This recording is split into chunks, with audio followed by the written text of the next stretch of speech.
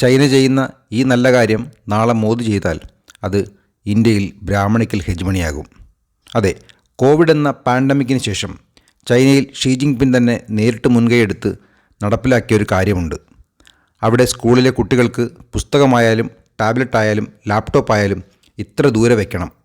Class മുറികളിൽ അതിനുവേണ്ടി ഇത്തരം ബാറുകൾ കുട്ടികൾ ടേബിളിൽ സ്ഥാപിച്ചിട്ടുണ്ട്. കൂടാതെ സ്കൂളിലെ കുട്ടികൾ മിനിമം 1 മണിക്കൂറെങ്കിലും ദിവസവും ക്ലാസ് റൂമിന് പുറത്ത് പഠിക്കാനും കളിക്കാനും സമയം ചെലവഴിക്കണം എന്ന് നിർബന്ധിത നിയമമുണ്ട്.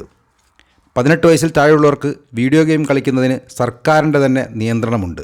മാത്രമല്ല ക്ലാസ് 5 വരെ എഴുത്തുപരീക്ഷ സ്കൂളിൽ പാടില്ല എന്നും അവിടെ കർശനമായ നിയമമുണ്ട്. ഇതൊക്കെ ഇന്ത്യയിൽ മോദിയാണ് നടപ്പിലാക്കിയതെന്ന് കരുതുക.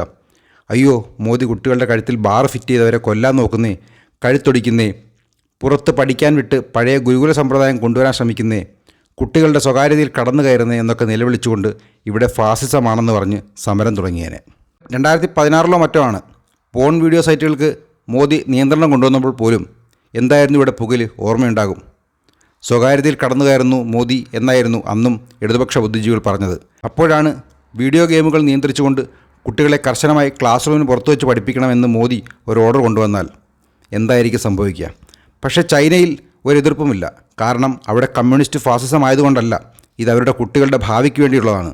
കുട്ടികളിൽ കാഴ്ചക്കുറവുണ്ടാകുന്ന, ലോകം ഭയക്കേണ്ട മയോപ്പിയ എന്ന രോഗാവസ്ഥയിൽ നിന്ന് കുട്ടികളെ രക്ഷിക്കാനാണ് ഇത്തരം നിയന്ത്രണങ്ങൾ. മാത്രമല്ല അതിൽ രാജ്യ താൽപ്പര്യവുമുണ്ട്.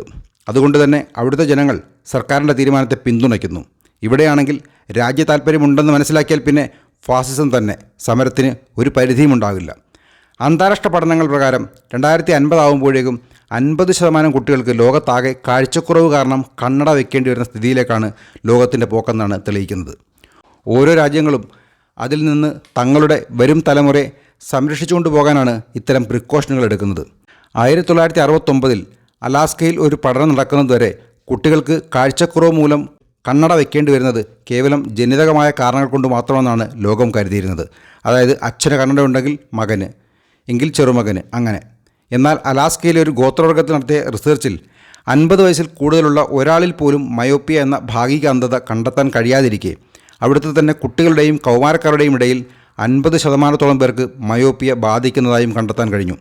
അതായത് കേവലം ഒരു തലമുറയ്ക്കപ്പുറം ഇത്രയും മയോപ്പിയ വർധന ഉണ്ടാകാൻ കാരണം അപ്പോൾ ജനിതകമല്ല എന്ന് ലോകം മനസ്സിലാക്കി.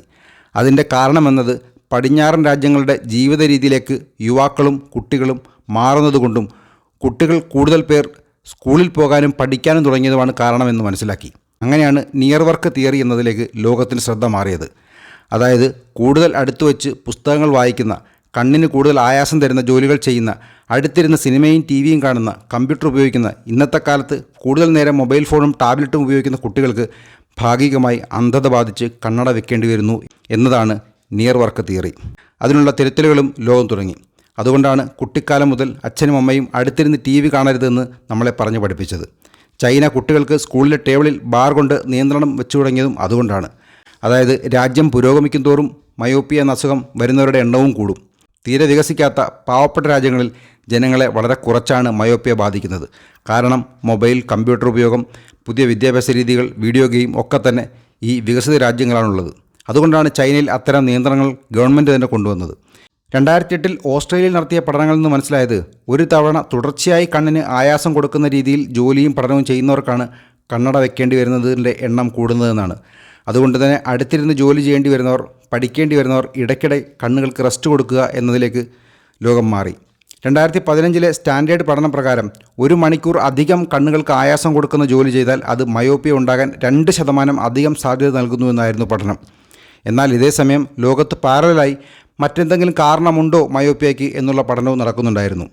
2007 കാലിഫോർണിയയിൽ നടത്തിയ ഒരു പഠനത്തിൽ മനസ്സിലായത് പുറത്ത് ജോലി ചെയ്യുന്ന, കളിക്കുന്ന കുട്ടികൾക്ക് മയോപ്പിയ കുറവും ഫ്ലാറ്റുകളിൽ മാത്രം ജീവിക്കുന്ന കുട്ടികളിൽ മയോപ്പിയ എന്ന ഭാഗിക അന്ധത കൂടുന്നു എന്നതുമാണ്. 2008 ഓസ്ട്രേലിയ 4000 കുട്ടികളെ തുടർച്ചയായി 3 വർഷം നിരീക്ഷിച്ച് പഠിച്ചതിൽ നിന്ന് മനസ്സിലാക്കിയ കാര്യം പുറത്ത് വെറുതെ പോലും ജീവിക്കുന്ന തെരുവ് കുട്ടികൾക്ക് പോലും അന്ധത കുറയുമ്പോൾ അകത്തിരുന്ന് പഠിക്കുന്ന കുട്ടികളിൽ അന്ധത വർദ്ധിക്കുന്നു എന്ന് തന്നെയാണ്.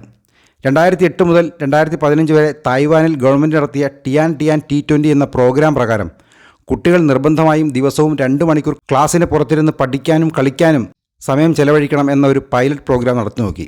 അതിൻ്റെ റിസൾട്ട് അത്ഭുതപ്പെടുത്തുന്നതായിരുന്നു. 2012 50% മയോപ്പിയ ഉണ്ടായിരുന്ന രാജ്യത്താകെ 2015 വ്യാപകമായ പരിശോധനയിൽ 46% കുറഞ്ഞുവെന്ന് മനസ്സിലാക്കി. ലോകം പിന്നീട് അതിനെ ഫോളോ ചെയ്യാൻ തുടങ്ങുകയായിരുന്നു.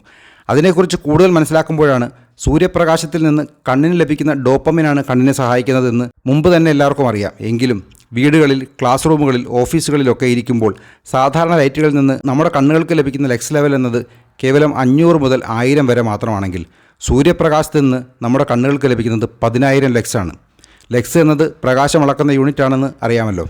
അതുകൊണ്ട് തന്നെയാണ് ഗൾഫ് ഉൾപ്പെടെയുള്ള വിദേശ രാജ്യങ്ങളിൽ ക്ലാസ് റൂമുകളിൽ, ഓഫീസുകളിലൊക്കെ മിനിമം 4000 മുതൽ 6000 വരെ ലക്സ് ലെവൽ നിർബന്ധമാക്കും വിധം ലൈറ്റുകളുടെ എണ്ണം കൂടുതൽ ഉപയോഗിക്കുന്നത്.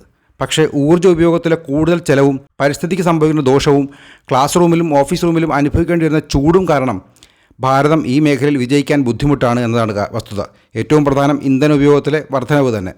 LED ബൾബുകൾ മോദി വ്യാപകമാക്കുന്നതിന് പിന്നിലുള്ള കാരണവും മറ്റൊന്നാവില്ല എന്നുകൂടി നമ്മളിപ്പോൾ ചിന്തിക്കേണ്ടി വരും. എന്നാൽ കോവിഡ് ലോക്ക്ഡൗണിന് ശേഷം ലോകത്ത് നടത്തിയ പഠനങ്ങളിൽ കോവിഡിന് മുൻപുണ്ടായിരുന്നതിനേക്കാൾ വളരെ വലിയ വർധനവ് മയോപ്പിയ ബാധിച്ചവരുടെ ശതമാനത്തിൽ ലോകത്ത് ഉണ്ടായി എന്നുള്ളതാണ് മനസ്സിലാക്കിയത്. കാരണം ഫ്ലാറ്റുകളിലേക്ക്, വീടുകളിലേക്ക് ലോകം തന്നെ ചുരുങ്ങിയപ്പോൾ ഉണ്ടായത് വലിയ വ്യത്യാസമാണ്.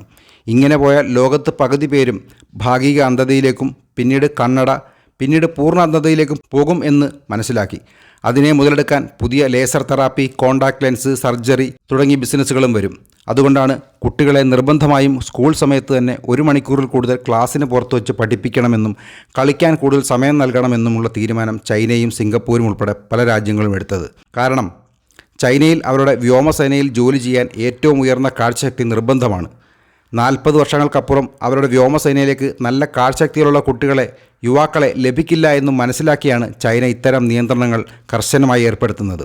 അതുകൂടി മനസ്സിലാക്കുമ്പോഴാണ് നാളെ നരേന്ദ്രമോദി ഇതേ നിയമം നിർബന്ധമായി നടപ്പിലാക്കിയാൽ ഉറപ്പായും ഇപ്പോൾ ചൈനയ്ക്ക് വേണ്ടി കൈയടിക്കുന്ന ഇതേ ഇടതുപക്ഷ രാജ്യവിരുദ്ധ ബുദ്ധിജീവികൾ മോദി ഗുരുകുല സമ്പ്രദായം തിരികെ കൊണ്ടുവന്ന് രാജ്യത്തെ പൗരാണിക ബ്രാഹ്മണിക്കൽ കാലത്തേക്ക് കൊണ്ടുപോകുന്നേ, രാജ്യം വീണ്ടും ഇരുളിലേക്ക് പോകുന്നേ എന്നൊക്കെ സ്വരാജുമാർ പ്രസംഗിക്കും, MA ബേബിമാർ കവിത എഴുതും.